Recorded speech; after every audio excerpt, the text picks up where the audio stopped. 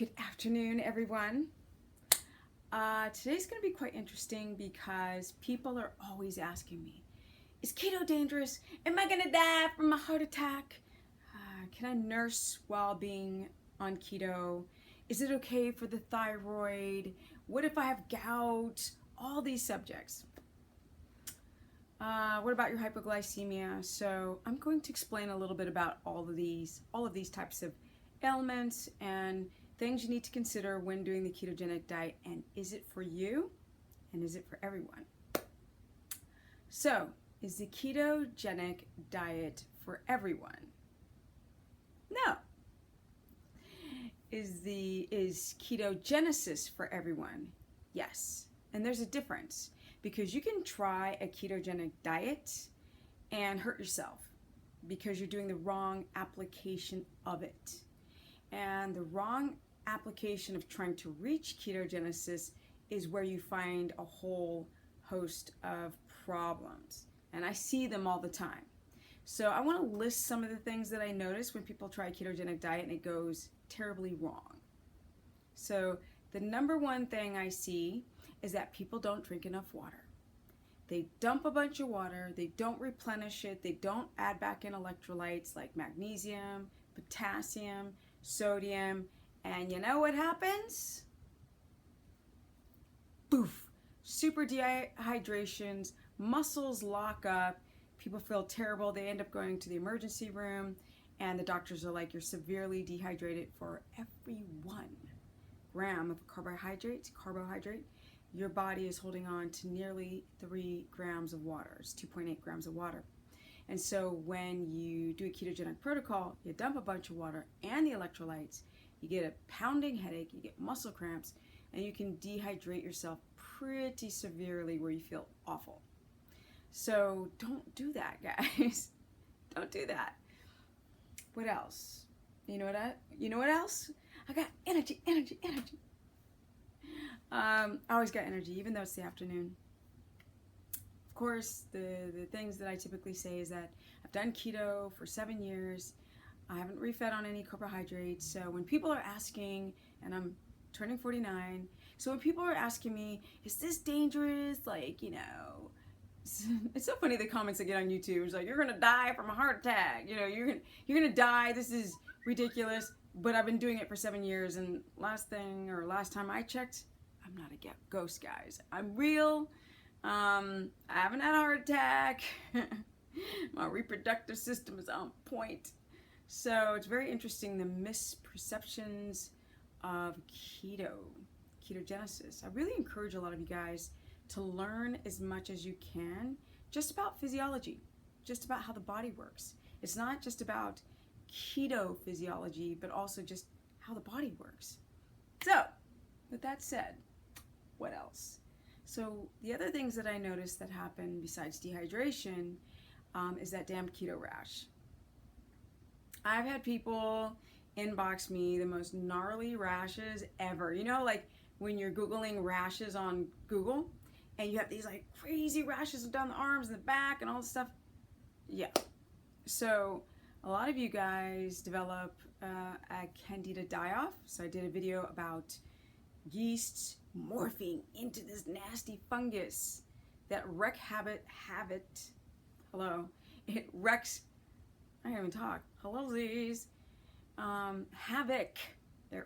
havoc on your immune system, and it's gnarly. Like, people just live with that stuff all day, every day. Parasites and candida and fungus, and fungal overgrowth. So, candida spores are like cancer cells. They love them some sugar. When you cut out the carbohydrates and you do quite well and the glucose drops, all of this die-off happens from the liver and it just whoosh, your skin. But another thing that I want you guys to pay attention to is potentially the chickenpox or dormant shingles. So a lot of you guys do the wrong application of keto and you develop shingles.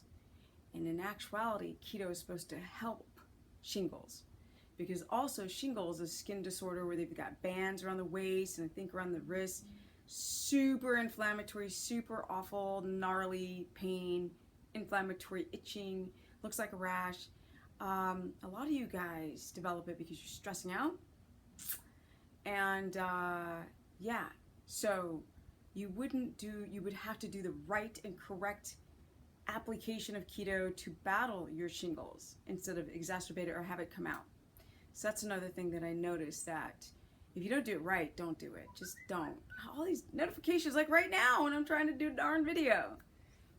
Okay, so what else? Let's talk about the old thyroid. So again, keto can either help your thyroid or it can hurt your thyroid. And we often don't know why. So I get, again, messages on top of messages on top of messages on top of, like, it's a lot for one little girl to handle. And I'm getting these messages like, you know, Steph, like, my hair is falling out in clumps and don't know why. I hear that comment. I think that's the number one thing. And that's serious. If your hair is falling out, it's because your body is saying that it's too expensive to make it. So thyroid starts to slow down metabolic processes. So your body's trying to conserve energy because, like, muscles and hair growth and pooping and fertility, it's too expensive for the body to make. So it dumps it. So the hair starts falling out in clumps.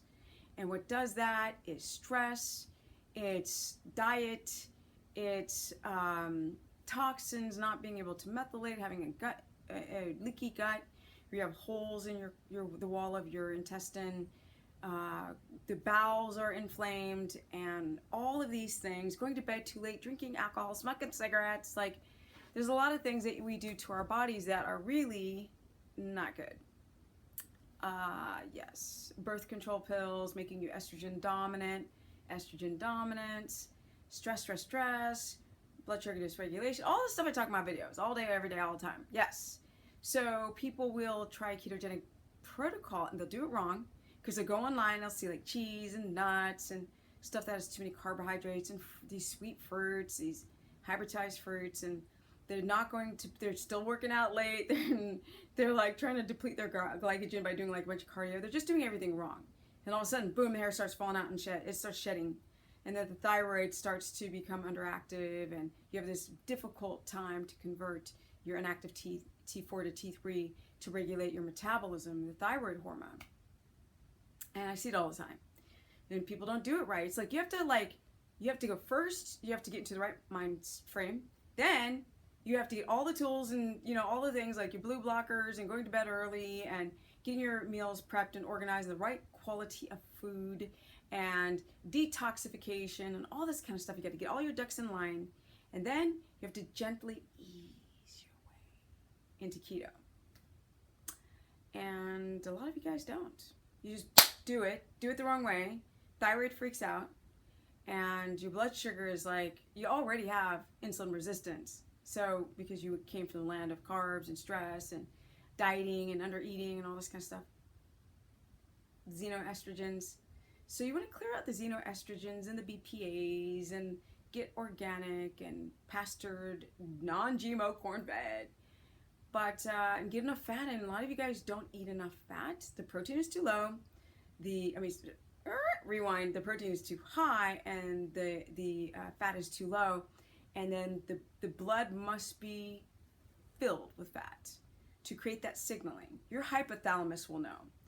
It'll be like, carbs? Fat.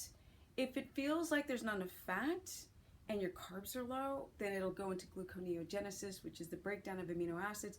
It'll try to raise your glucose back up, and that screws with your thyroid, because getting your body to produce its own sugar does not replenish glycogen. And that means that your adrenals have to overwork, which is affecting the thyroid, and then your hair starts falling out in clumps. I know this sounds confusing, but I've done a million videos on it, so Google it. I'm kidding. Okay, so thyroid is like, if you do not do the right application of ketogenesis, which is to graduate your carbs down slowly, it's about having enough fat, it's about going to bed super early. Like, don't watch TV right before you go to bed, like detox, like plant pectins and things that clear out, that like the damn birth control pills and good water source, enough water. Like, you have to do all those things. People are like, hey, you always say what's difficult, but you don't give the answer. And I'm like, I do. Just listen with a new ear. And also, The other things that people have to worry about is your hypoglycemia.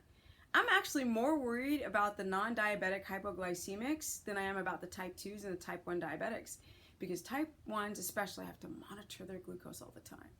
And so they understand how to make the adjustments when they eat. Most of them are supposed to. Same with the type 2s. Hypoglycemics cannot regulate their blood sugar.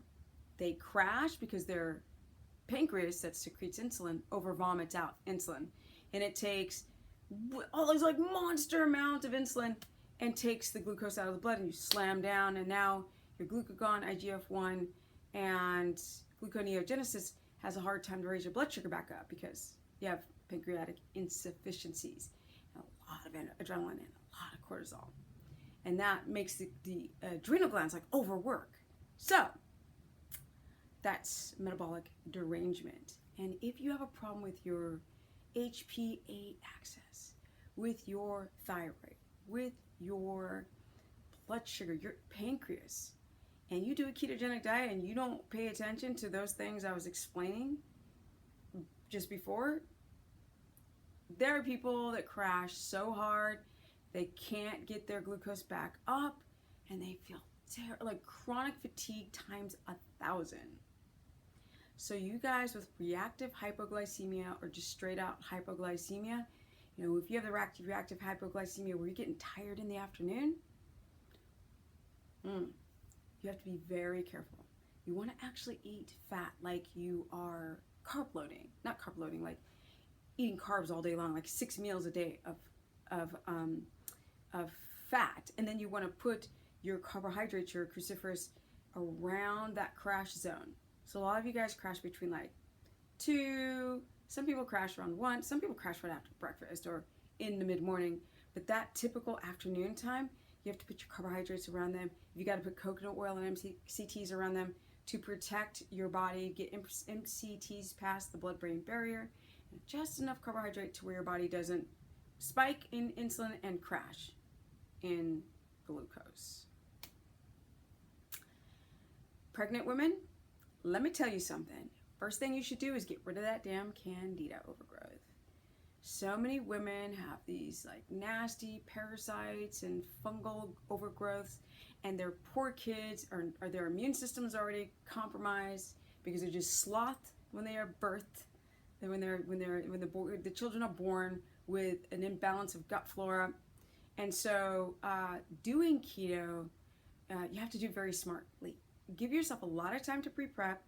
If you have the ability to prep before you decide to get pregnant, you definitely want to heal the systems, the adrenals, the thyroid, and your reproductive hormones.